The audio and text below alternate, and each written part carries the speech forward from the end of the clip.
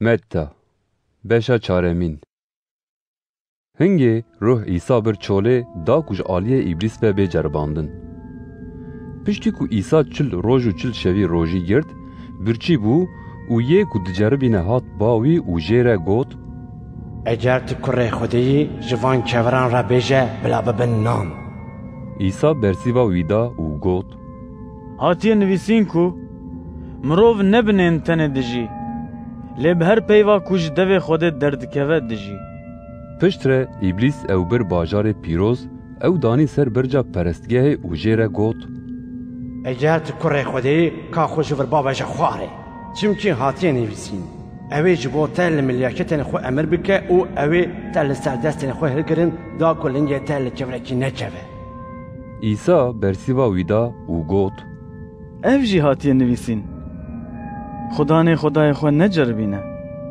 Îcar îblîs ew derxist serê çiyayekî gelek bilind û hemû padîşahiyên dinyayê û rûmet û bedewiya wan nîşanê wî da û jê re got: Eger tu li ber min herî ser çokan û biperîzî min, ez ê van hemûyan bidim te. Hingê İsa jê re got: Ji min dûr keve îblîs. Çimkî hatiye nivîsîn, biperize Xudan, Xwedayê xwe û bi tenê ji wî re xizmetê bike. Piştî vê yekê îblîs dev ji wî berda û milyaket hatin û ji wî re xizmet kirin.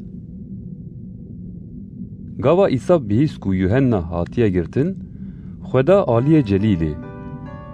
Ew ji Nisretê derket, çû Kefernahûma li qeraxê golê ya li herêma Zebûlon û Nefteliyê bicih bû. Da ku ew peyva ku bi devê İşaya pêxember hatibû gotin bê cih. Welatê Zebûlonê û welatê Nefteliyê ber bi golê ve, ji çemê Ürdünê wê ve, celîla milletan.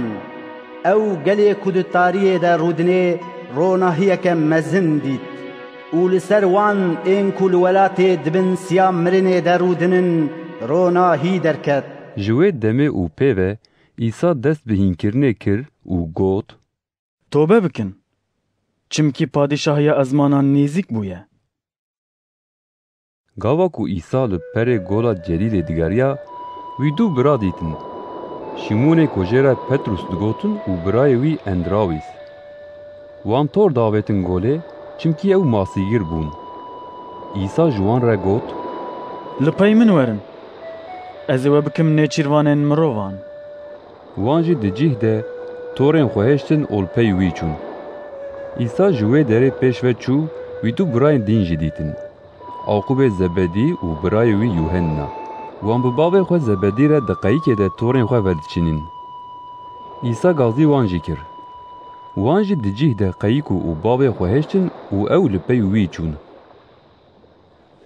İsa li seranserê herêma Celîlê digeriya.